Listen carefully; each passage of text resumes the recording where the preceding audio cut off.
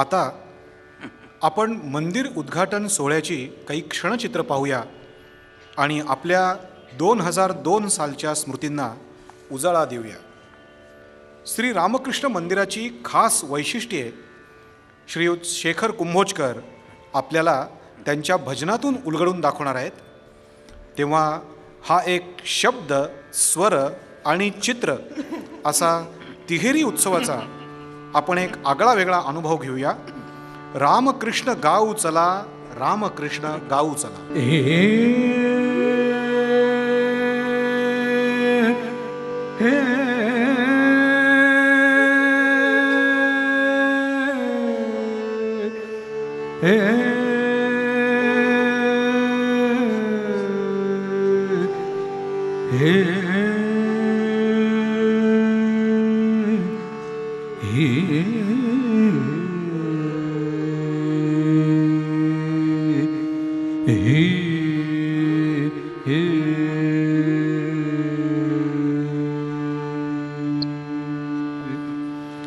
राम कृष्ण गाऊ चला, राम कृष्ण गाऊ चला, राम कृष्ण गाऊ चला, राम कृष्ण गाऊ चला, राम कृष्ण गाऊ चला, राम कृष्ण गाऊ चला, राम कृष्ण ध्यान एक राम चला, राम कृष्ण ध्यान एक राम चला, ध्यान एक नाव चला, राम कृष्ण गाऊ चला, राम कृष्ण गाऊ चला, राम कृष्ण गाऊ चला.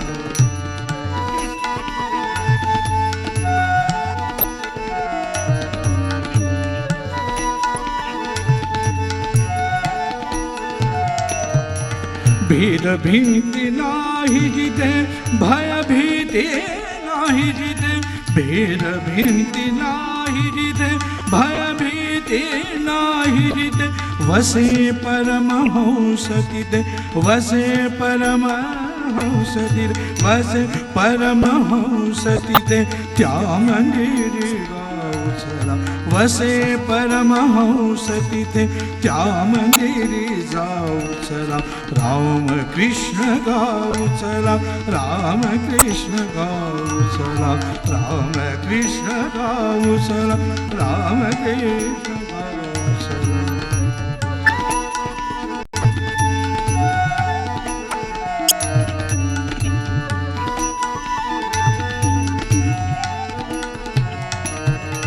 चार खांब या मंदिर, ज्ञान भक्ति एक सरी, चार खांब या मंदिर,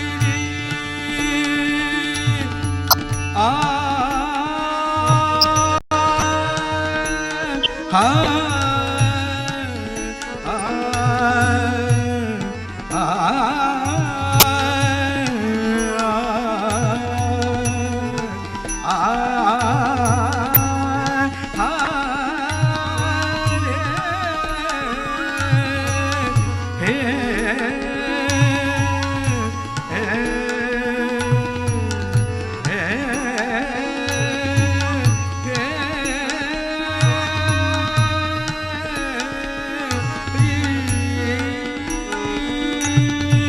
चार खांब या मंदिर,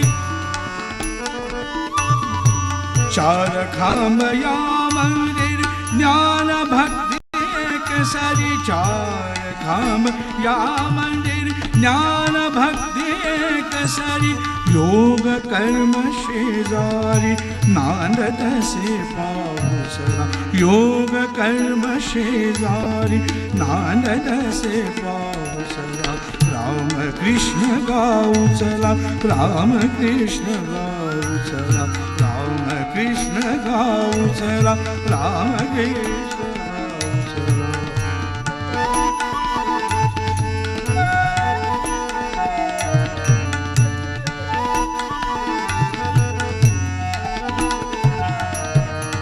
उभे प्रेम पायावरी, विश्व प्रेम कळस शिरी, उभे प्रेम पायावरी, विश्व प्रेम कळस शिरी कणभर परिया अंतरी कणभर परिया अंतरी घेऊन या चला कणभर परिया अंतरी घेऊन या चला राम कृष्ण गाऊ चला राम कृष्ण गाऊ चला राम कृष्ण गाऊ चला राम कृष्ण गाऊ चला राम कृष्ण ध्यान एक राऊ चला राम कृष्ण ध्यान एक राऊ चला ध्यान एक राऊ चला राम कृष्ण गाऊ चला राम कृष्ण गाऊ चला राम कृष्ण गाऊ चला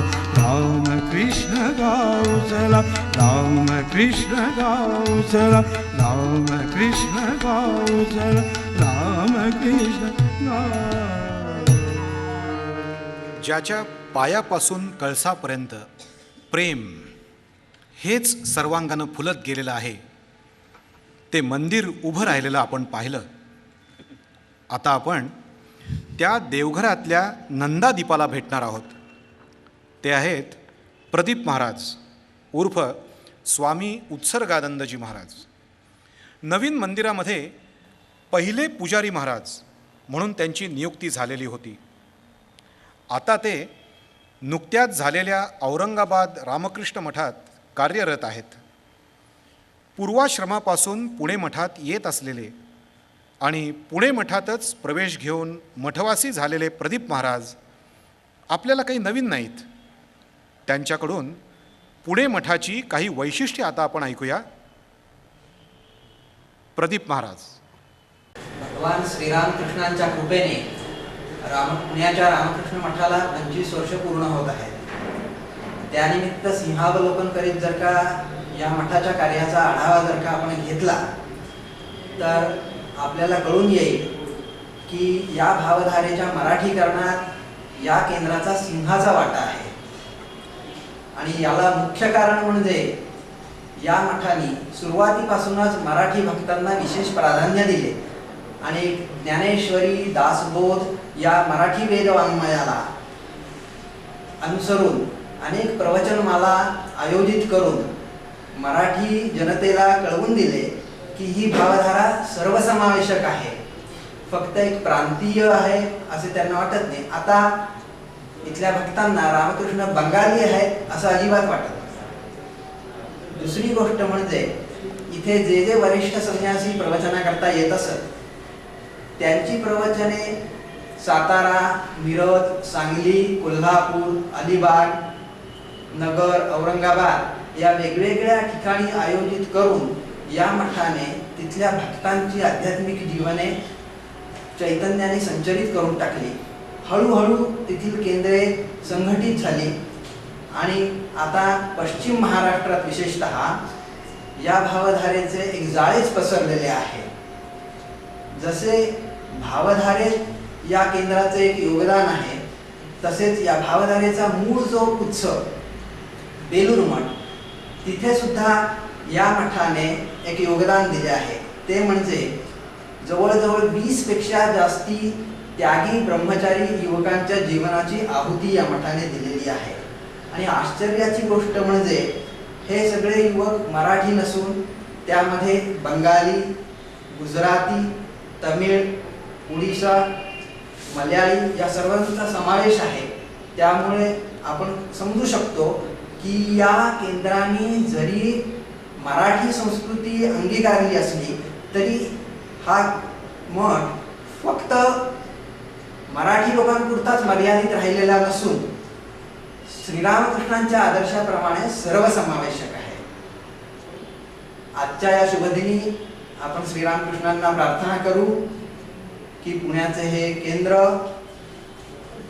श्रीरामकृष्णांच्या भावधारेत आणखीन भावधारेचा प्रचार करण्यात आणखीन प्रगतिशील होवो आणि पुणेकर वासीय जास्तीत जास्त या भावधारेत येऊन आपापले जीवन धन्य करून घेवोत हीच प्रार्थना. धन्यवाद प्रदीप महाराज. श्री ठाकूर आपल्या एका शिष्याला म्हणाले होते, त्यागी जीवन स्वीकारल्यावर स्त्रीचा तिरस्कार करण्यापेक्षा तिच्याबद्दल मनामध्ये फक्त मातृभावना बाळगावी आणि आई म्हणून तिला सामोरे जावे. पुणे मठात अनेक स्त्रीभक्त पूर्वीपासून येतात. आपल्या परीनं त्यावेळीही त्या मदत करीत होत्या आणि आज तर काही विभाग त्या स्वतंत्रपणे चालवताना आपण पाहतो. त्यांच्या रामकृष्ण मठाविषयीच्या भावना आपण समजून घेऊया आणि त्या समजून घ्यायला आपल्या सगळ्यांनाच खूप आवडेल. प्रथम एका जुन्या, जाणत्या आणि मठाशी घनिष्ठ भावबंध असलेल्या सौ विदुला तुंगारे यांच्याशी आपण बोलूया. सौ विदुला तुंगारे.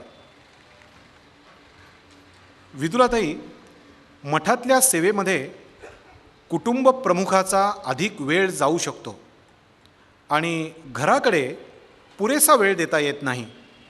हा असा प्रश्न तुम्ही कसा सोडवता? नमस्कार. आपण विचारलेला हा प्रश्न अतिशय छान आहे, परंतु मला तो लागू नाही. माझ्या अनुभवातनं मला असं वाटतं. आता स्त्रीचा त्रागा होण्यासाठी काय कारणं आवश्यक असतात? पहिलं म्हणजे स्त्रीच्या मूलभूत गरजा. उदाहरणार्थ, पतीने घरात असणं आणि पतीबरोबर मुलांचं संगोपन करणं, त्यांना चांगल्या शाळेमध्ये घालणं, चांगलं घर देणं, ह्या सगळ्या ज्या गोष्टी आहेत त्या. आणि दुसरी, हव्यासापोटी निर्माण झालेली गरज. उदाहरणार्थ, मला गाडी पाहिजे, मला बंगला पाहिजे, मला दागदागिने पाहिजेत, ह्या सर्व हव्यासापोटी आलेल्या गोष्टी.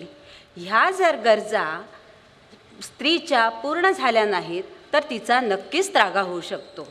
परंतु माझ्या बाबतीत जर आज विचार केला तर ह्या सर्व गोष्टी मला माझ्या तरुणपणातच मिळाल्या होत्या आणि विशेषतः माझ्या अपेक्षेपेक्षा कितीतरी पटीने जास्त आणि कितीतरी पटीने त्या आधीच मिळालेल्या होत्या. आता दुसरी गोष्ट अशी आहे की पतीचं घरात असणं. आता ह्या भावधारेमध्ये, ह्या ठाकूरांच्या सेवेमध्ये कार्यरत होण्याआधी माझ्या मिस्टरांचा साधारण 15 ते 20 वर्ष व्यवसाय होता आणि त्या व्यवसायामध्ये ते इतके प्रचंड गुंतलेले होते की 15-15 तास काम आणि त्यानंतर उरलेल्या वेळामध्ये व्यवसायाची चिंता आणि त्या अनुषंगाने येणारी चिडचिड, ह्या गोष्टी सतत होत होत्या आणि त्यामध्येच ते इतके अडकलेले होते की त्यांना घरामध्ये वेळच मिळत नव्हता. आत्ता ते ह्या मठामध्ये ज्या वेळेला कार्यरत झाले त्यावेळेला त्यांच्या मठातल्या कामाचा वेळ आणि त्यांच्या पूर्वीचा वेळ हे जर बघितलं तर त्यांना आत्ताचा वेळ हा जास्त मिळायला लागला होता. म्हणजेच त्यांचा घरातला वाटा हा जास्त वाढला होता. आता गंमत अशी की ते असल्यामुळे मला माझी जबाबदारी खूप कमी झाल्यासारखी वाटली. कारण ते मठामध्ये होते ते त्यावेळेला मला घरातच असल्यासारखे वाटत होते. आज ज्या वेळेला व्यवसायाच्या निमित्ताने ते बाहेरगावी जायचे आणि पुण्यात असूनसुद्धा ह्या कामाच्या व्यापामुळे ते आमच्यापासून दूर असायचे, त्यावेळेला मला जर काही अडचण आली, संकट आली किंवा मुलं आजारी पडली तर त्यावेळेला मी त्यांना हाक मारून किंवा फोन करून बोलवू शकत नसायची. आणि मुख्य म्हणजे ते आज माझ्यासाठीच, आमच्या कुटुंबासाठीच एवढे कष्ट करतायत, तर त्यांना परत हा वेगळा त्रास देऊन मी हा का त्रास द्यावा असे माझ्या मनामध्ये विचार यायचा. आणि मग माझ्यामध्ये असं काही सामर्थ्य येत गेलं माताजींच्या, ठाकूरांच्या कृपेने की त्या सामर्थ्याने मी हा संसार सांभाळायला लागले. आता ह्या मठामध्ये इथे आल्यानंतर, ह्या मठात काम करायला लागल्यानंतर आमच्या काही अडचणी येत होत्या, मुलं आजारी पडत होती, पण ते मठामध्ये कामामध्ये जरी असले तरी मी एक फोन केला तरी ते येत होते. त्यांचं काम मात्र ते पूर्ण करत होते. पण 2-2, 3-3 दिवस खूपच अडचण आली तर 2-3 दिवस मठामध्ये न जाता ते आमच्या घरातली अडचण दूर करत होते. ह्याच्यामागे मोठ्या महाराजांनी त्यांना अशी शिकवण दिली होती की ठाकूरांच्या पायाशी येऊन काम करायचं जरी असलं तरी संसारामध्ये असलेला हा तुमचा जो कर्तव्याचा भाग आहे तो तुम्ही पूर्णत्वाने केलाच पाहिजे. आणि त्यामुळे ही गोष्ट माझ्या दृष्टीने इतकी आनंदाची होती की मला कधी अशी भीतीच वाटली नाही की हे इथे येऊन राहत आहेत आणि आता माझं कसं होणार, हा प्रश्न माझ्या वाट्याला कधी आलाच नाही. कारण मोठ्या महाराजांनी त्यांना इतकी छान शिकवण दिली होती आणि मोठ्या महाराजांच्या सहवासामध्ये ते असं काही एक एक आयुष्याचं रहस्य जाणत होते की ते आम्हाला येऊन सांगत होते. त्यामुळे त्यांचा सहवास आम्हाला जास्त मिळत होता. मुलांना चांगलं शिक्षण देणं, मुलांना चांगल्या कॉलेजमध्ये घालणं, कारण त्यावेळेला मुलं थोडी मोठी व्हायला लागलेली होती. त्यामुळे त्यांच्या आयुष्यासाठी लागणाऱ्या ज्या गोष्टी होत्या ते मुलांना सांगून मुलांशी ते मित्रत्वाचं नातं जुळवायला लागले होते. अशी ही अवस्था असताना आता मला तुम्हीच सांगा की मी त्यावेळेला त्रागा करायला पाहिजे होता का आत्ता त्रागा करायला पाहिजे होता. त्यामुळे माझ्या दृष्टीने माझा कधी हा त्रागा झालाच नाही. आता गंमत अशी आहे की स्त्रीने किती हव्यास करावा हा एक माझ्या दृष्टीने एक प्रश्न होता. आणि माझे वडील आम्हाला सांगायचे की सायकलवरनं चालताना नेहमी पायी चालणाऱ्याकडे बघा, त्याच्यामुळे तुम्हाला खूप समाधान मिळेल. आता तो जो विचार होता तो माझ्या मनामध्ये इतका भिनलेला होता की त्यावेळेला माझ्या मनात असा विचार यायचा आणि एक प्रश्न निर्माण व्हायचा की ह्या भोग्य वस्तूंसाठी मी त्या वस्तूंच्या मागे धावून हे मिळणारं सुख घ्यायचं का सुख घेऊन दुःखी व्हायचं का ह्या माझ्या मिस्टरांनी हा जो मार्ग निवडलेला आहे ठाकूरांच्या पायापाशी जाण्याचा, ठाकूरांची सेवा करण्याचा हा जो मार्ग निवडला आहे त्या मार्गामध्ये मी माझी जी मिळालेली सुखाची पुंजी आहे त्याची आठवण घेऊन मी त्यांच्याबरोबर मार्गस्थ व्हायला पाहिजे, हा प्रश्न माझ्यापुढे होता. आणि त्यावेळेला माताजींच्या शक्तीच्या प्रेरणेने माझ्या मनामध्ये असं एक उत्तर येऊन गेलं की माझ्यातली एक खंबीर स्त्री जागी झाली आणि त्यांची एक पत्नी या नात्याने मी त्यांच्याबरोबर आनंदाने राहण्याचा, ठाकूरांच्या पायाशी कार्य करण्याचा असा हा मार्ग मी पत्करला. धन्यवाद विदुराताई. पॉलिक्लिनिकमध्ये जाताच उजव्या बाजूची समोरची खोली जर रिकामी असेल ना तर तुम्हाला काहीतरी चुकल्यासारखं वाटेल. पेशंट्स असूनही क्लिनिक ओसाड वाटेल. अहो बरोबर आहे तुमचं, कारण ती खोली आहे डॉक्टर वकील मॅडमची. दवाखाना आणि वकील मॅडम हे सूत्र तिथल्या दारखिडक्यांच्याही डोक्यात अगदी घट्ट बसलं असेल. आत्ताच म्हटल्याप्रमाणे हा संपूर्ण विभाग वकील मॅडम आपल्या समर्थ व्यवस्थापनाखाली उत्तम रीतीनं चालवतात. त्या म्हणजे वैद्यकीय सेवेचा जणू मेरुदंडच आहेत. त्यांचे इथले काही अनुभव, अडचणी याविषयी त्यांनाच विचारूया. पण या पेशानं डॉक्टर आणि नावानं वकील असल्यामुळं प्रश्न विचारणं थोडंसं अवघड होणार आहे. पण बघूया. डॉक्टर वकील madam.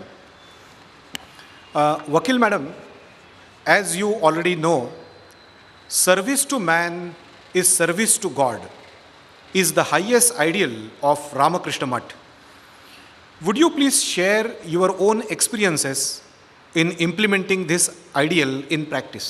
I came here in 1994 with blessings of Swami Bombananji. He came to my house and asked that if I could help him to start the polyclinic.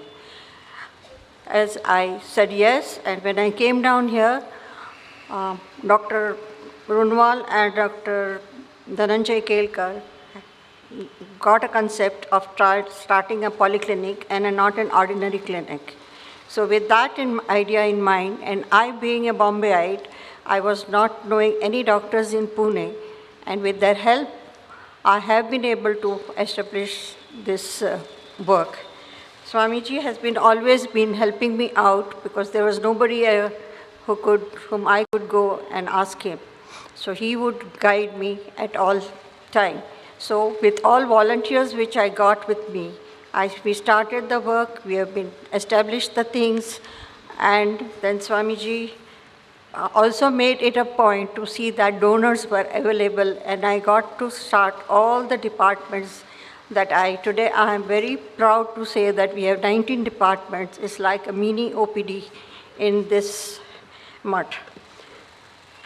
There were many times this month, and today I could say very proudly that because of him and the blessings over here at this month, people have come here from 3,000 with which I started in 1994-95.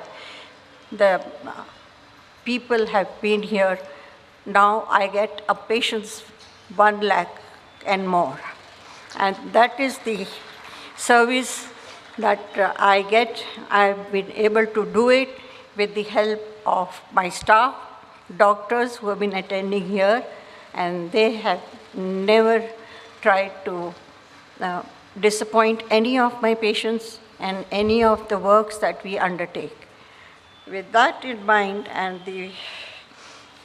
with this in this, that even I have to say that because of the place where I work and the place where Bhavamananji has been giving me all the support, along with all the brahmacharis, and now that I have Swami Atmavikasanandji, that I have been proud to say that this mutt has spread its wings, known to people all around here, right from Shirur, from Chichwad, and also from all other places. People come here to take medicines from here.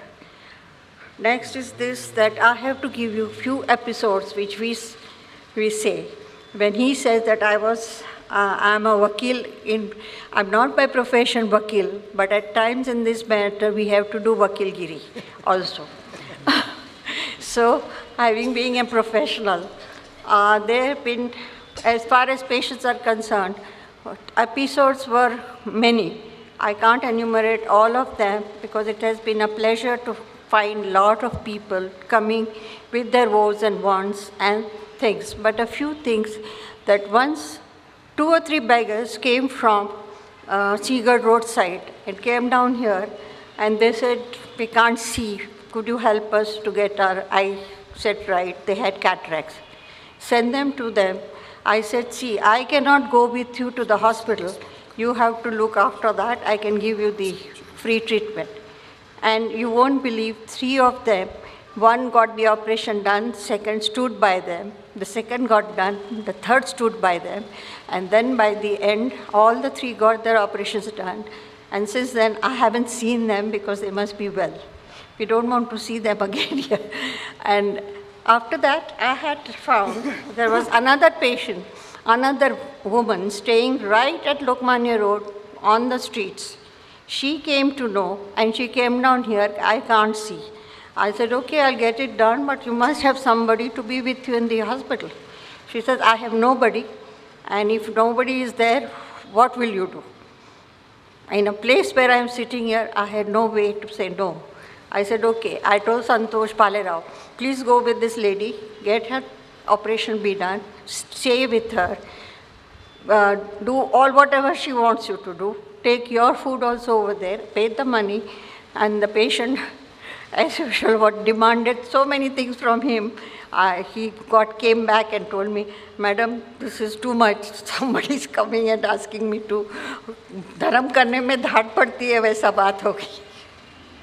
So that was one of that peculiar episodes. Another episode which I could say here, that it's not that we have refused anybody, but this was one incident where I refused one person. She came for her operation with her son, who was a drunkard, and he didn't have any money. She was working. She said, I want to be operated. I said, 2,500 rupees. How much are you going to share? Because you are working somewhere, somebody will give you. Instead of giving to your son, you look after your eyes. She came and told me, all right. I said, you pay. She said, I'll pay 1,000, you pay for 2,000, other 1,500. But you give me a written guarantee that my eyes will not be spoiled because I'm giving you half the money. So I said, nothing doing. This won't do with me. This is where I did my Vakilgiri. I said, now you go away from here. I don't want you to be here because I don't want my doctors to be blamed.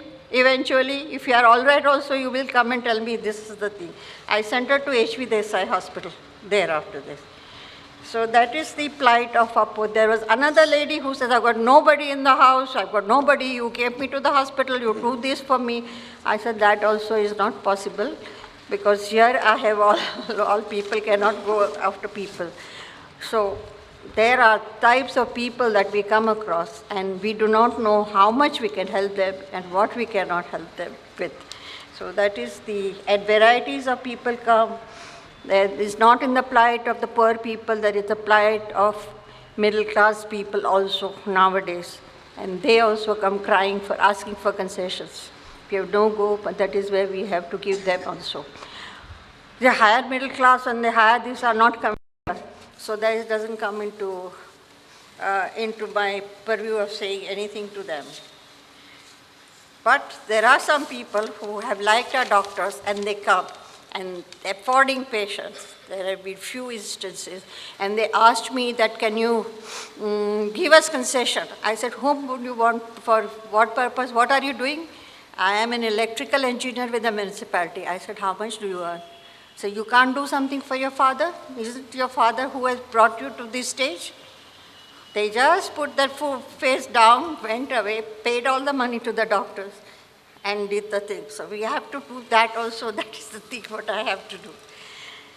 So in short, we get different types of varieties of people since last 14 years, but all are treated well by our doctors, staff, and if they have any complaint, in the earlier stages used to go to Swamiji.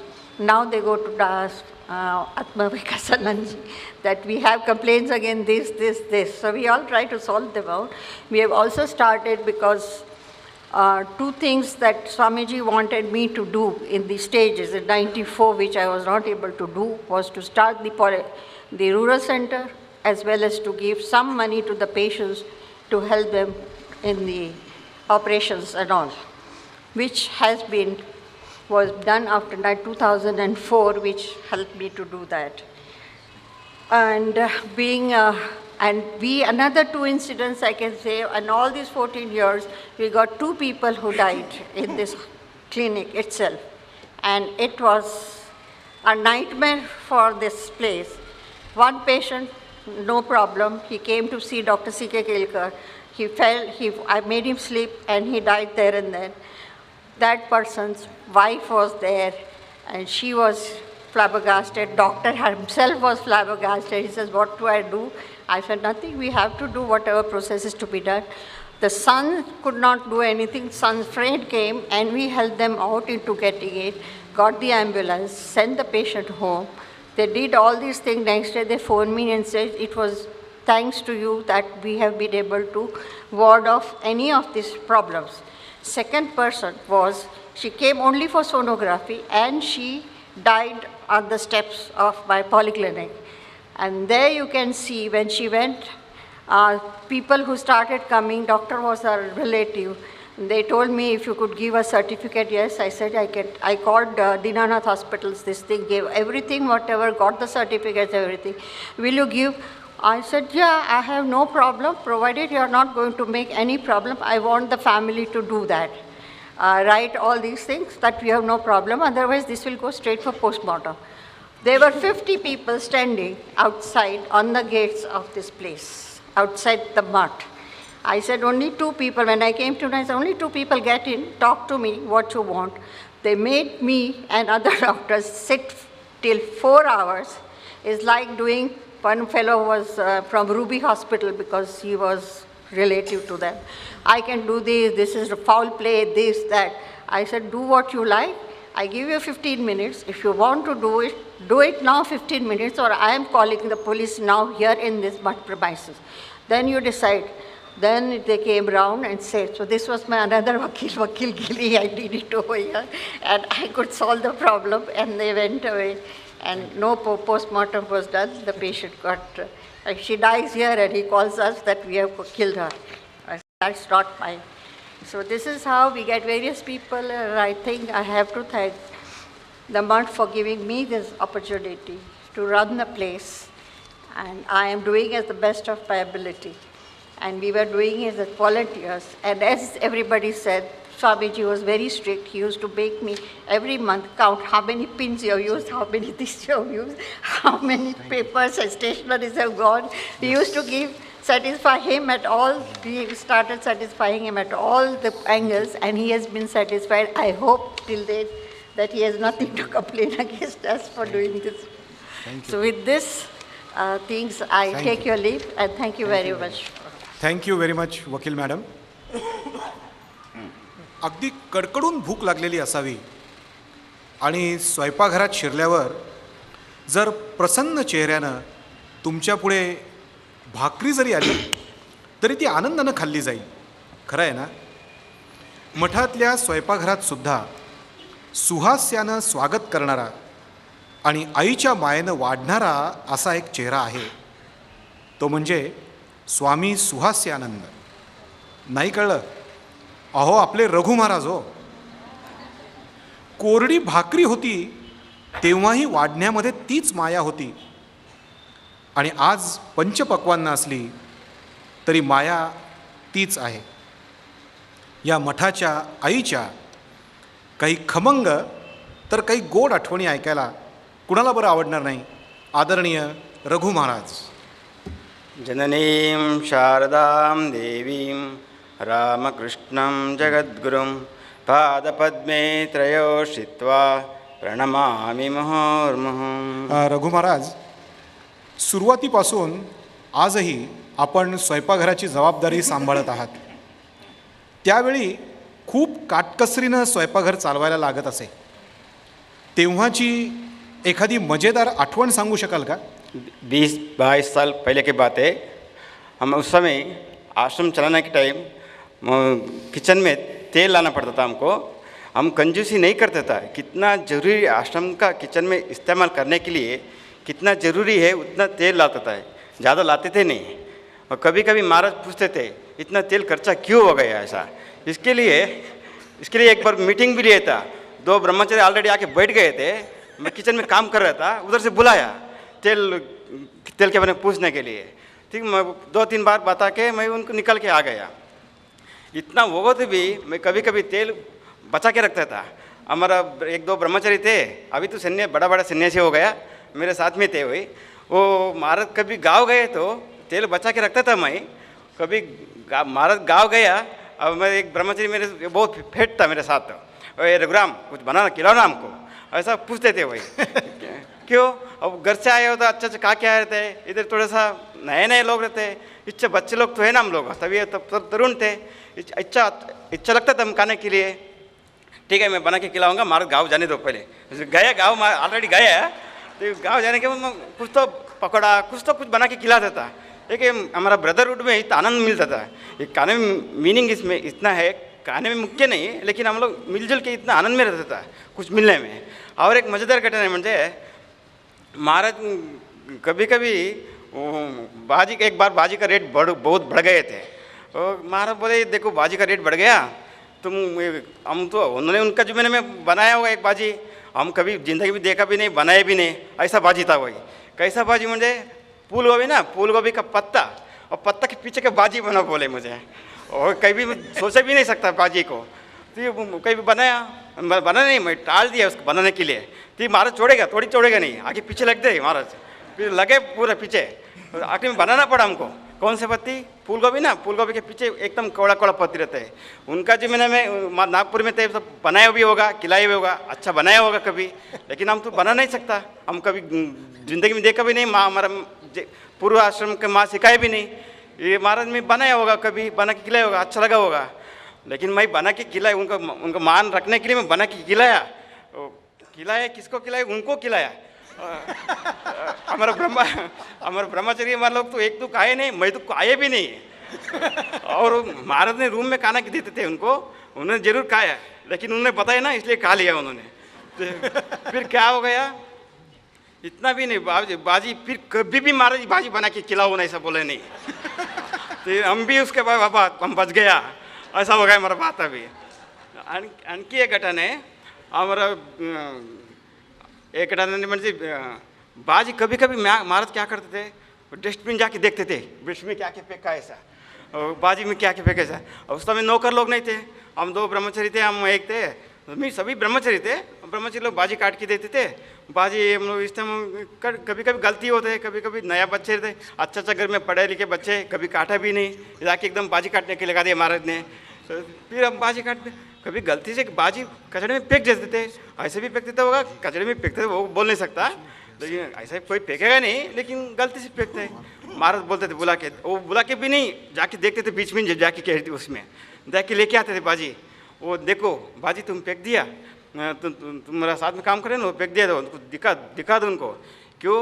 भक्तों लोगों ने कष्ट करके प्रसाद पैसा देते हैं ठाकुर का नाम से, ठाकुर तुमको रिप्रेजेंटेटिव बनाएगा किचन में, तुम ध्यान रखना चाहिए। ठाकुर का पैसा, ठाकुर का नाम से दिया पैसा एक चीज़ भी नष्ट नहीं होना चाहिए। इसका मतलब है महाराज हमारे पीछे बार बार लगते नहीं, ऐसा नहीं है, लेकिन पैसा अच्छा इस्तेमाल नहीं, ये महाराज का उद्देश्य था ऐसा। और एक घटना है, हम एक रेफ्रिजरेटर, उस समय 22 साल 15 साल पहले की बात होगा लगता है, किसी ने भक्त रेफ्रिजरेटर ला के दे दिया, ला के नहीं दिया, उसके पहले महाराज 10 बार कागज़ पढ़ाए उन्होंने, वो रेफ्रिजरेटर का कागज़ रहता है ना, क्या क्या लगता है क्या क्या नहीं रहता है, उसके 10 बार सोच के उन्होंने रेफ्रिजरेटर लिया होगा गारंटी। वो क्या है, उसको इलेक्ट्रिक लगेगा, वो मेंटेनेंस लगेगा, इसको पैसा खर्चा लगेगा, हम लोग बच्चे लोग अच्छे इस्तेमाल करेंगे नहीं, उनका दृष्टि से हम लोग सब बच्चे लोग अच्छा इस्तेमाल नहीं करेंगे, ऐसा सब महाराज का प्लानिंग, सब इतना प्लानिंग करते हैं महाराज, बाजी के बारे में, तेल के बारे में करते हैं, इन फ्रिज के बारे में करेगा नहीं का, वो ज़्यादा करेंगे महाराज। फिर वो उन्होंने किया, ऐसा ही किया, आखिर में उनको फ्रिज लेना पड़ा। क्यों लेना पड़ा? वो ठाकुर जी का उस समय स्पेशल फ्रिज नहीं था, कि किचन के लिए भी फ्रिज नहीं था, ठाकुर जी के भी फ्रिज नहीं था, ठाकुर जी का फल के फल रखने के लिए फ्रिज जरूरी था, इसलिए ठाकुर जी के उस समय ले लिया, नहीं तो हमारे लिए जल्दी लेते थे नहीं वही। तो उसमें फ्रिज में 2 टप्पा था, छोटा फ्रिज था, वो एक टप्पा मैंने ठाकुर जी के लिए रखा था, इंच का टप्पा मैं इस्तेमाल करता था। कभी मैं फ्रिज देखा भी नहीं था ऐसा। स्कूल में पढ़ते समय हमारे टीचर बोलते थे फ्रिज म्हणजे, फिजिक्स में पढ़ते समय बोलते थे फ्रिज म्हणजे ऐसा ऐसा रहता है, चित्र दिखाते थे। हम गांव से आए रहते, स्कूल के गांव के बच्चे लोग, हम लोग देखा ही नहीं था कि फ्रिज में कैसा होता है, हम समझ नहीं सका टीचर को। टीचर बोले बाजू में एक मेडिकल स्टोर है ना, तो जाके तुम देख के आओ, तो हम सबको भेजे थे हमको, हम जाके मेडिकल स्टोर में देखता था। लेकिन फ्रिज किस लिए इस्तेमाल करते हैं हमको मालूम नहीं, फ्रिज में कुछ चीज़ खराब नहीं होना चाहिए, इसका उद्देश्य था हमारा प्लानिंग में। लेकिन कौन सा चीज़ रखने से क्या रखने के उनका ही रहता था। वो तो हम क्या फ्रिज में रखने का, वो एक बार किसी ने भक्त हमको बिस्किट ला के दिया, वो अच्छा बिस्किट है कि नहीं, क्रीम बिस्किट, बढ़िया बढ़िया बिस्किट, कभी मैं देखा भी नहीं, सोचा भी नहीं क्या क्या फ्रिज में रखता है ऐसा। तो हम इतना आइडिया दिया नहीं किसी ने, फ्रिज ने खराब नहीं होना चाहिए इसलिए रखता है ऐसा। और सब फ्रिज के दीवार में, दरवाजे में सब भर के रख दिया मैंने।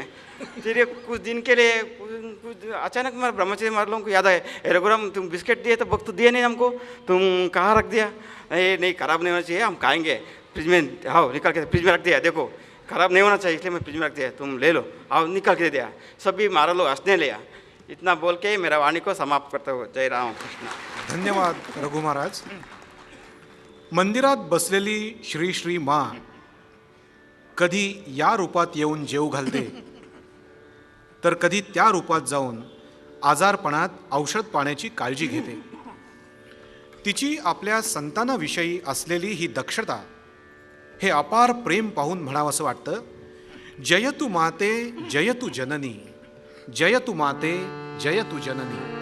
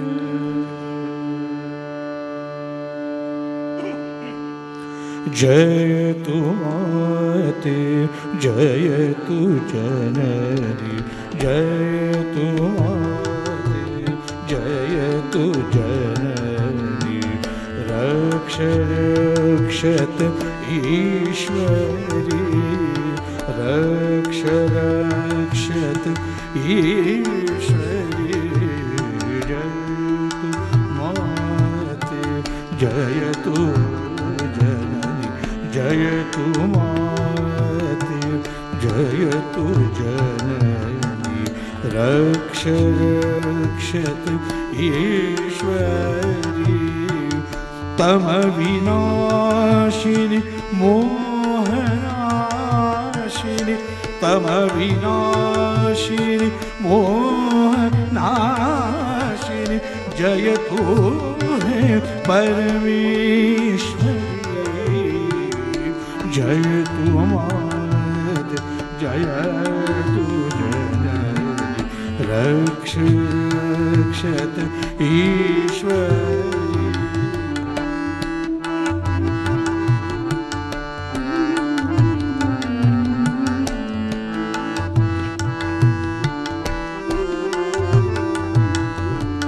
जप तपी है तप दिगितरी जप तपी है तप दिगितरी वर्ष वर्षे साधना तरी तुझी ना दृष्टी वरती तरी तुझी ना दृष्टी वंचती तव दर्शन तू जयावरि करिसि करुणा तू जयावरि करिसि करुणा तो तरे भव संगरी जयतु माते जयतु रक्ष रक्षत ईश्वरी जयतु माते जयतु जननी रक्ष रक्षत ईश्वरी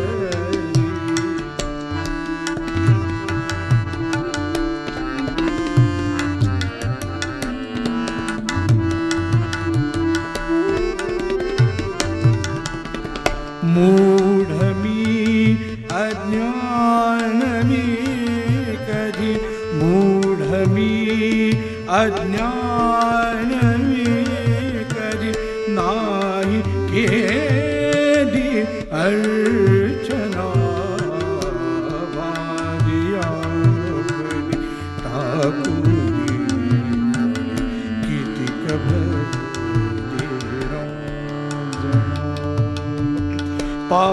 पादपद्मी तव शरणमी पादपद्मी तव शरणमी ताव माते सत्वरी धाते सत्वरी धावमाते सत्वरी धावमाते सत्वरी जयतु माते जयतु रक्ष रक्षत ईश्वरी रक्ष रक्षत ईश्वरी रक्ष रक्षत ईश्वरी 1984 साली रामकृष्ण भावधारेची गंगा पुण्यात आली आणि मग तिचे पश्चिम महाराष्ट्रात अनेक प्रवाह निर्माण झाले. हे जाळं विणण्याचं काम अत्यंत कुशलपणे कुणी केलं हे काही सांगायला हवं का? नगर, औरंगाबाद, इचलकरंजी, सातारा, कोल्हापूर, एक नाही दोन नाही, चांगल्या 14 भावधारा केंद्रांपर्यंत ही गंगा जाऊन पोचलेली आहे. या भगीरथ कार्याविषयी पूजनीय भौमानंद महाराजांचे विचार आता आपण ऐकूया. पूजनीय स्वामी भौमानंदजी महाराज. आता भावधारा महाराष्ट्रातल्या केंद्राचा म्हणजे भावधारा त्याचा विकास कसा झाला काय या संबंधी बोलायचं म्हणजे पुणे हे महाराष्ट्राच्या सांस्कृतिक जीवनाची राजधानी समजली जाते, विद्येचं माहेरघर समजलं जातं. त्या दृष्टीनं पुणे हे केंद्रस्थानी ठेवून पुण्याच्या आसपास जी काही मोठमोठी शहरं वगैरे आहेत किंवा काही जिल्हे आहेत, या सगळ्या जिल्ह्यातून श्री रामकृष्ण विवेकानंद भावधारा हे विचार सगळे प्रस्तुत व्हावे या दृष्टीनं काही भक्तांच्या ज्या काही सोयी गैरसोयी आहेत त्या जिल्ह्यात राहणाऱ्या त्या सगळ्या पाहून तिथे काही भक्तांचे काही ग्रुप्स तयार केलेले आहेत आणि त्यांचा पुण्याशी येणं जाणं अशा तऱ्हेनं संपर्क वगैरे ठेवून त्याप्रमाणे त्यांना म्हणजे पुणे आश्रमाच्या एकंदर जे काही धोरणं वगैरे जे आहेत किंवा जे काही कार्य करायचं आपल्याला त्या ठिकाणी त्या सगळ्यांची त्यांना आयडिया वगैरे देऊन त्यांचे ग्रुप्स काही बनवलेले आहेत आणि ते सगळे या भावधारेमध्ये त्यांना जास्तीत जास्त लोकांना समाविष्ट करून घेऊन त्या ठिकाणी कायमस्वरूपाचं काहीतरी कार्य व्हावं या दृष्टीनं सुमारे 12 जिल्ह्याची मुख्य ठिकाणं जी आहेत या वेस्टर्न महाराष्ट्रामध्ये, इकडे गोव्यापासून तर इकडे पूर्वेकडे अकोला बिकोला वगैरे ज्या गोष्टी आहेत जी काही शहरं आहेत तिथपर्यंत, आणखी इकडे पूर्वेकडे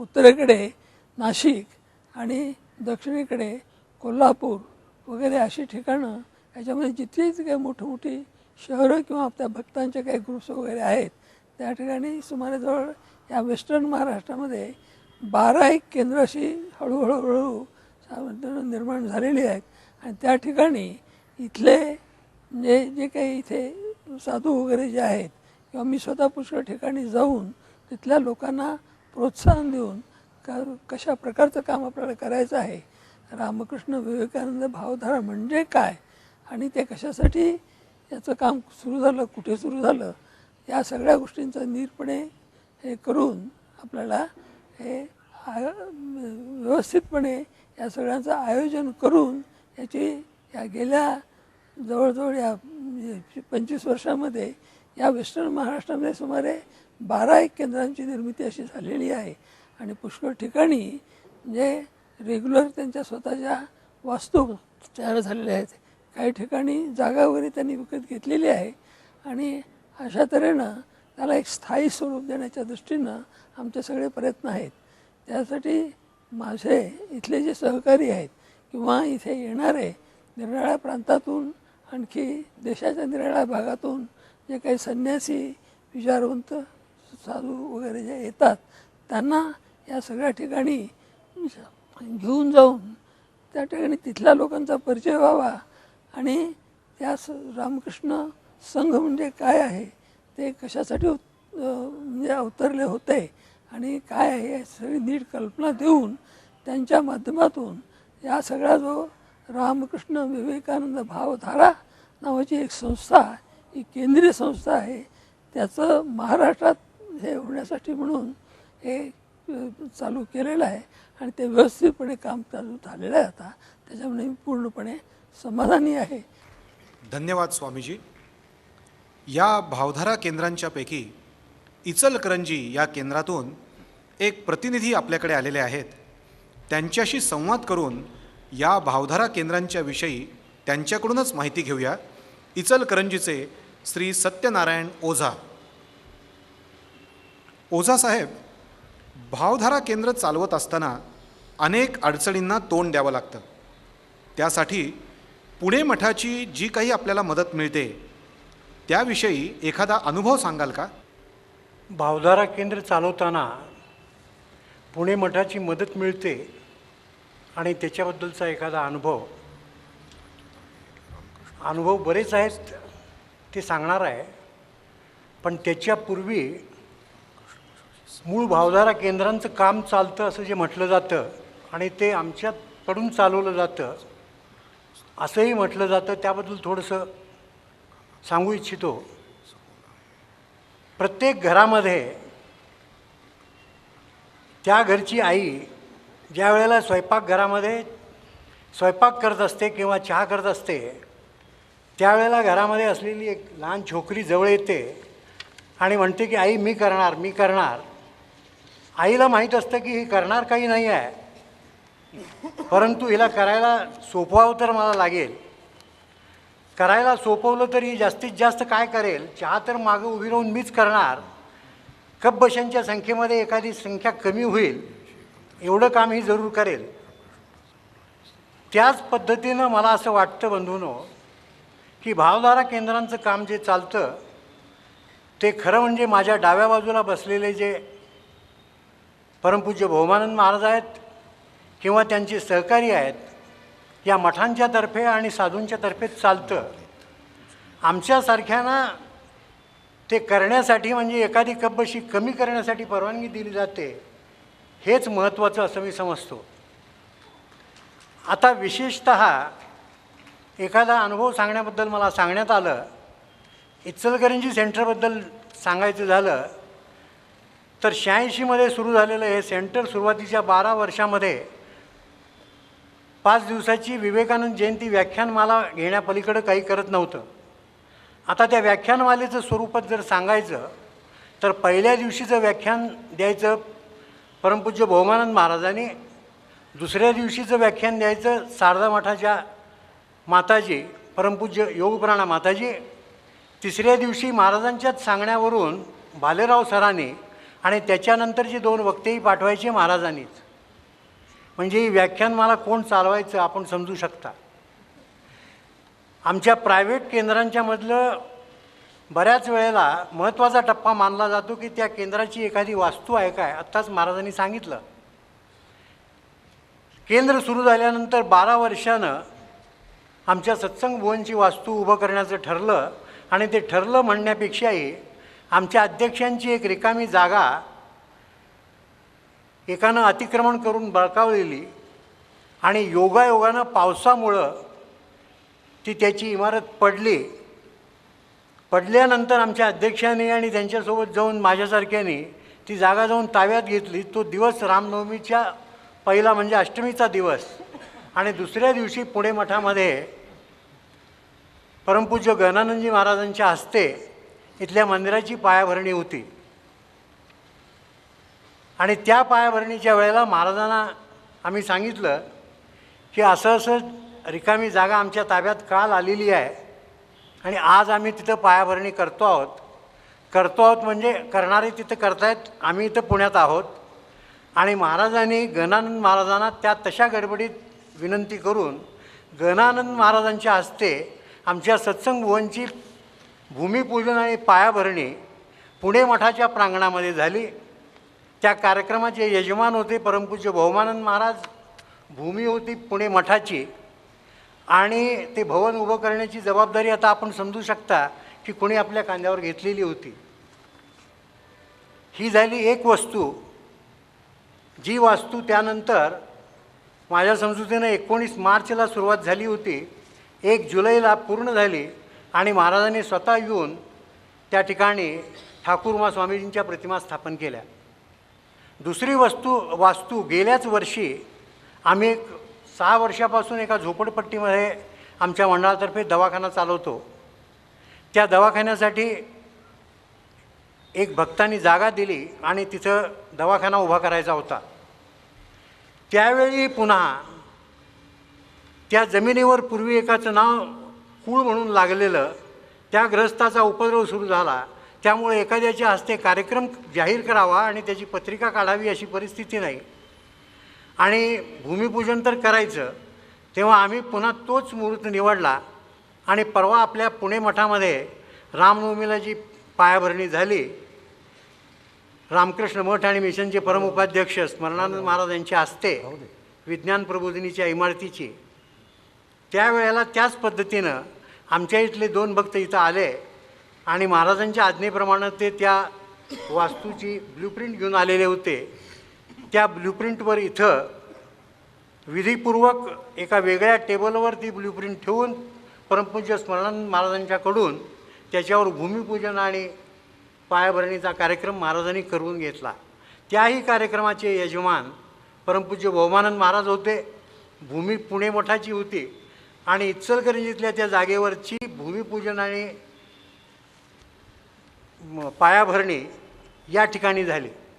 खरं म्हणजे हा प्रसंग मी जेव्हा सांगितला तेव्हा वागीशानंद महाराजांनी मला असं हसून म्हटलं की ऐसा कभी हो सकता है क्या, इचलकरंजी में काम शुरू हो रहा है और उसका भूमिपूजन पुणे में हो रहा है.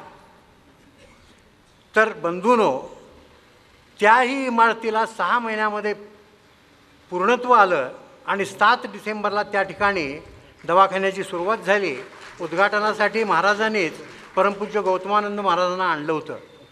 मला वाटतं मी सांगितलेल्या प्रसंगांच्यावरून आपण समजू शकला असाल की मठ ही प्रायव्हेट सेंटर्स चालवतं, त्याच्यामधून आमच्या हाती जर काही घडलं तर ते घडवून घेतलं जातं. बाकी यांच्याकडून मदत नव्हे तर हेच सगळं ते करत असतात.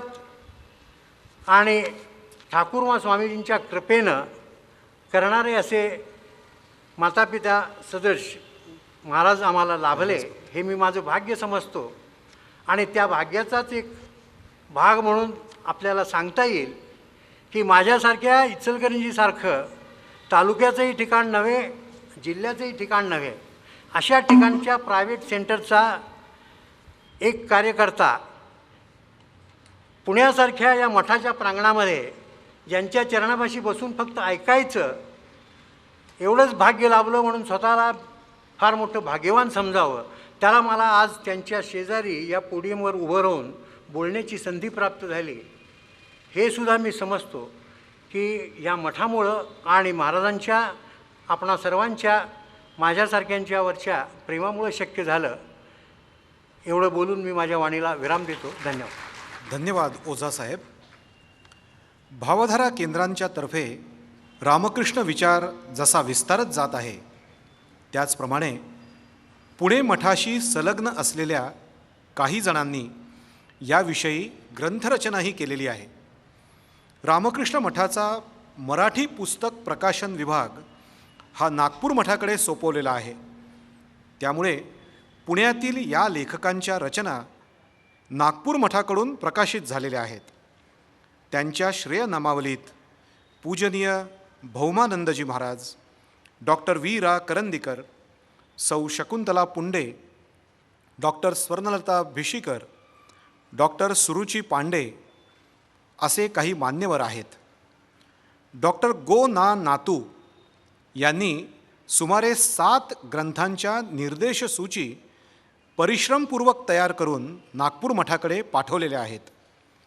तसंच जीवन विकास या मासिकात सातत्यानं लेखन करणाऱ्यांच्यामध्ये डॉक्टर गो ना नातू, सौ शकुंतला पुंडे तसंच सौ जयश्री नातू हेही आहेत. विशेष म्हणजे डॉक्टर नातू आणि सौ पुंडे यांच्या लेखमालिकांना त्या वर्षीचं उत्कृष्ट मालिकाचं पारितोषिकही मिळालेलं आहे. गेल्या 25 वर्षात भावधारा केंद्र जशी वाढली तसंच मठातील उपक्रमांमध्येही झपाट्यानं वाढ होत गेली. मठात विद्वान वक्त्यांची येणारी एक ज्येष्ठ पिढी जशी हिरिरीनं काम करून गेली त्याचप्रमाणे काही नवीन विद्वान आणि ज्ञानसंपन्न वक्तेही येथे येऊन गेले. अशा अल्पावधीत लोकप्रिय झालेल्या आणि संत साहित्याचा गाढा व्यासंग असलेल्या श्री चैतन्य महाराज देगलूरकर यांचे रामकृष्ण मठाविषयीचे चिंतनशील विचार आता आपण ऐकणार आहोत. महाराष्ट्रात लोकप्रिय असलेला वारकरी संप्रदाय आणि रामकृष्ण परंपरेचा समन्वय याविषयी ते बोलत आहेत. श्री चैतन्य महाराज देगलूरकर. महाराष्ट्रामध्ये जरी हा संप्रदाय नवीन असला तरी महाराष्ट्रातल्या आधीच्या रामदासी आणि वारकरी संप्रदायाशी तो इतका मिसळून गेलेला आहे. त्याची दोन कारण. एक तर यांचं तत्वज्ञान भिन्न नाही, त्यामुळे या दोघांमध्ये वाद व्हायचं कारण नाही. आणि रामदासी वारकरी आणि रामकृष्ण परंपरा यांच्यामध्ये आणखीन एक समान धागा मला दिसतो, ती म्हणजे सेवावृत्ती. त्यामुळे या संप्रदायात आपण काहीतरी वेगळ्या संप्रदायाशी जोडल्या गेलेलो आहोत असं मला कधीही या प्रवचनमालेमध्ये, व्याख्यानमालेमध्ये किंवा स्वामीजींच्या भेटीमध्ये मला वाटलं नाही. आणि माझ्याशी वैयक्तिक जेव्हा मी वारकरी सांप्रदायिक आणि देगलूरकर परंपरेतून जेव्हा रामकृष्ण मठाचा विचार करतो तेव्हा पुण्यातल्या रामकृष्ण मठाशी माझा एक आत्मिक ऋणानुबंध असा आहे की वारकरी संप्रदायाचे थोर अध्वर्यू वैकुंठवासी परमपूज्य सोनपंत मामा दांडेकर हे पुण्यात ज्या वेळेला यायचे त्यावेळेला रामकृष्ण मठामध्ये थांबायचे आणि तेव्हापासून तो संबंध असा अबाधित चालू आहे. त्यामुळे मला रामकृष्ण परंपरा ही एक आपलीच परंपरा आहे असं वाटत आलं. या परंपरेचं वैशिष्ट्य मला जे जाणवतं नेहमी ते हे आहे की या परंपरेत, या संप्रदायात एक फार मोठी शिस्त आहे. या संप्रदायाची समाजाकडे बघण्याची वृत्ती ही संतांचीच वृत्ती आहे, त्याच्यात बदल नाही. पण तरीही आपण यांच्यासाठी काय करू शकतो, आपण यांना काय देऊ शकतो, हा विचार या परंपरेने खूप मोठ्या प्रमाणामध्ये केला.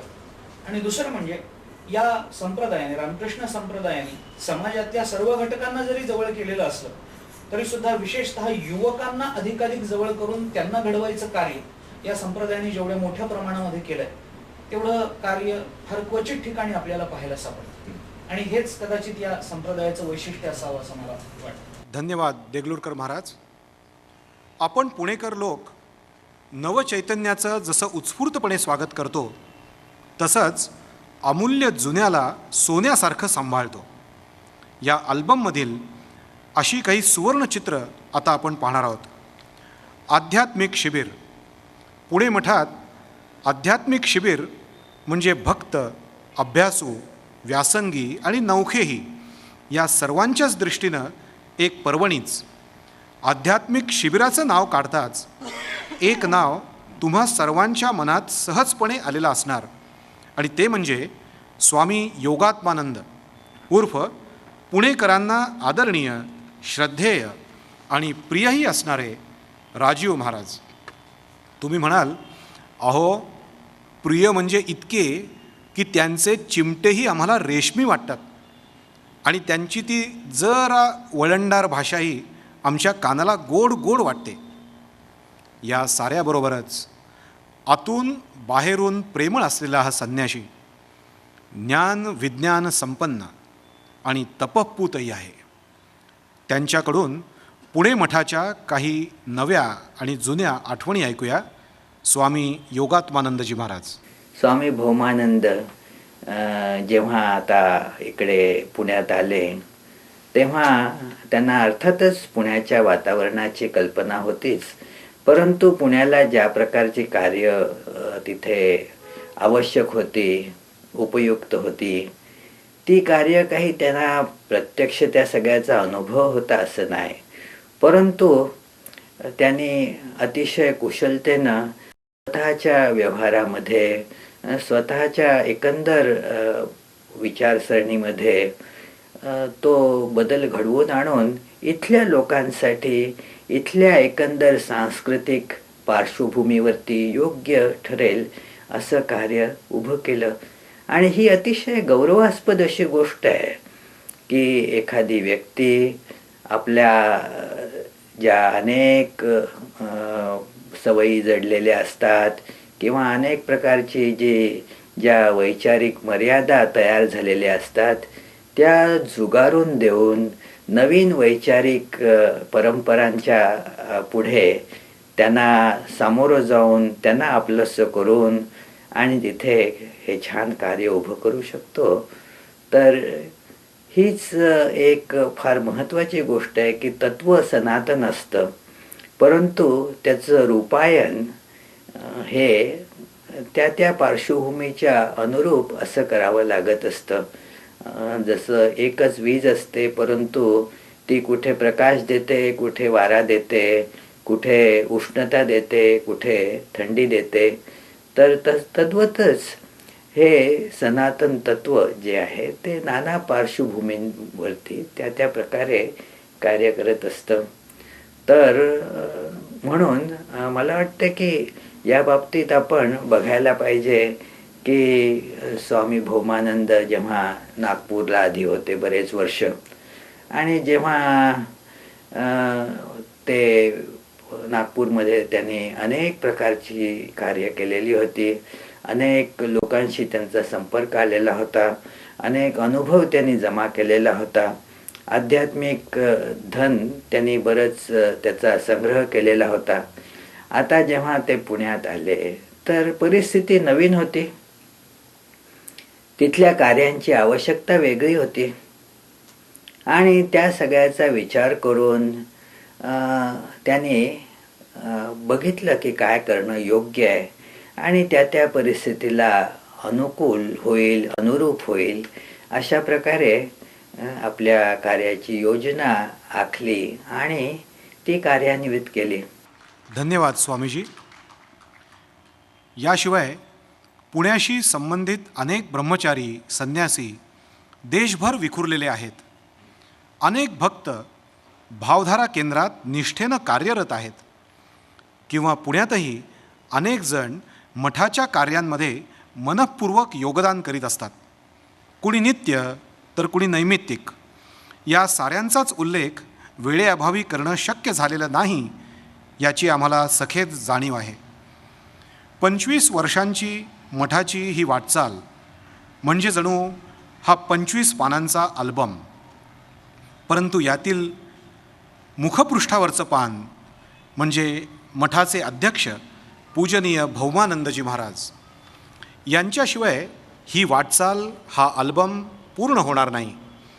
कार्यक्रमाच्या शेवटच्या चरणात पुण्यातील दीर्घकाळाच्या त्यांच्या नेतृत्वाविषयी आपण आता त्यांच्याकडून प्रत्यक्षच ऐकूया. श्रद्धेय स्वामी भौमानंदजी महाराज. जननीं शारदां देवीं रामकृष्णं जगद्गुरुं पादपद्मे तयो श्रित्वा प्रणमामि मुहुर्मुहुः. उपस्थित भक्त बंधू भगिनींनो, आजचा हा विशेष सोहळा पाहण्यासाठी, ऐकण्यासाठी बरेच लोक, बरीच भक्तमंडळी पुण्यातून, पुण्याबाहेरून इथे आलेली आहेत. आणि आतापर्यंत या मठाच्या वाटचालीचा पुष्कळसा भाग, म्हणजे अगदी जुन्या काळापासून आतापर्यंतचा ही प्रगती कशी होत गेली हे सगळं आपल्याला सचित्र आणि स्वरातून किंवा भाषणातून आपल्याकडे मांडण्यात आलेलं आहे. आता खरं पाहता विशेष काही सांगण्यासारखं काही नाही आहे, राहिलेलं नाही आहे.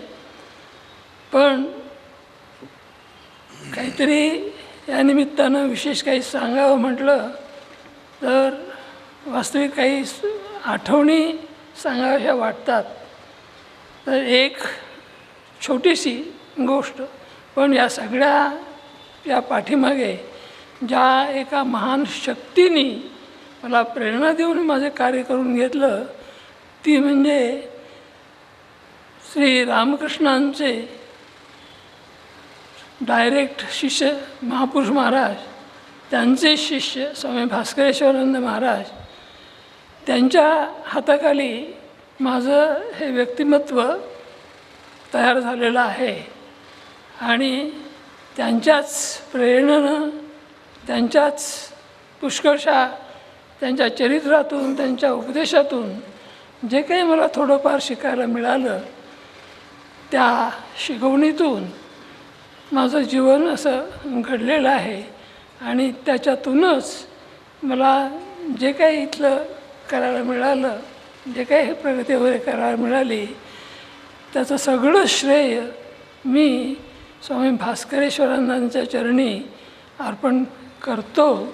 आणि तीच प्रेरणा आतापर्यंत जी मिळाली आहे, हीच मला पुढच्याही माझ्या कार्यासाठी जे काही माझं उरलेलं आयुष्य आहे आणि माझ्या संपर्कात जे काही लहान थोर ज्यांच्या ते अनुभव वगैरे आपण ऐकले, जे माझे सहकारी म्हणून राहिले माझ्याशी आणि माझ्या ह्याच्यातून जे काही त्यांना थोडंफार शिकायला मिळालं, त्यांची देणं त्यांनी आपल्या दंड करून घेतली, ह्याच्यामध्येच मला कृतार्थता वाटते. आता वास्तविक या कार्यक्रमाच्या वेळेची मर्यादा 9:15पर्यंत अशी ठरलेली होती, पण इतर बऱ्याचशा गोष्टी खूप थोड्याशा विस्ताराने आपल्या लोकांना ऐकायला मिळाली. त्या सगळ्या गोष्टी तुमच्या सगळ्या जीवनाला ऐकून मिळून तुमच्या जीवनामध्ये काहीतरी त्या प्रेरणा देऊन गेल्या असतील. आता उशीर फार झालेला आहे.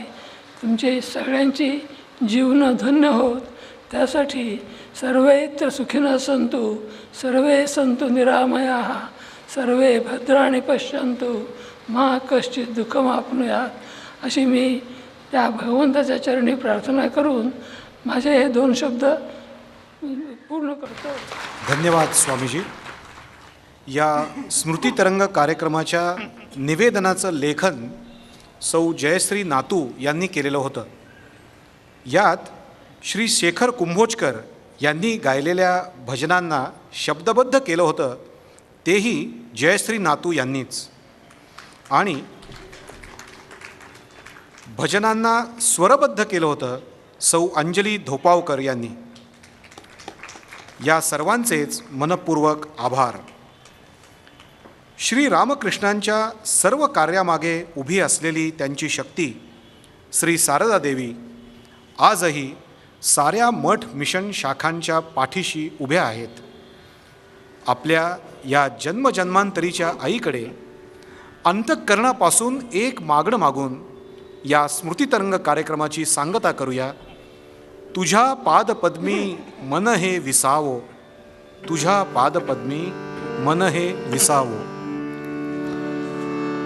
तुझ्या पादपद्मी मन हे विसावो, तुझ्या चिंतनी सदा दीन राहो. तुला आठविता घडे पुण्य राशी, जगन्नायके घे तुझ्या परासे. तुझी कीर्त गाता घटिका सरावी, तुझी मूर्त हृदया मध्ये यावसावी. तुझा ध्यास लागो सदा या मनासी, जगन्नायके तारि शरणागतासी. क्षमा हे चितपगे तुवा आचरिले, गुणी दुर्गुणी सर्व हृदयासी धरिले. अनंतासी पदरी बांधून घेशी, जगन्नायके घे मजला परासी.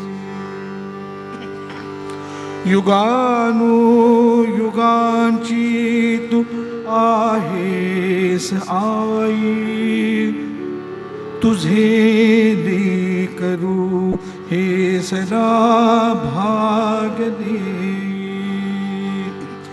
किती जन्म होवोन चिंता मनासी, जगन्नायके घे मजला पदासी. तुझे नाम कधी नामनी विस्मरावे, तुझे रूप चिंतात वसती सयामे, तुझ्या कामी पडू दे तनु ही विराशी, जगन्नायिके हीच विनती पदाशी, जगन्नायिके हीच विनती पदाशी, जगन्नायिके हीच विनती पदासी.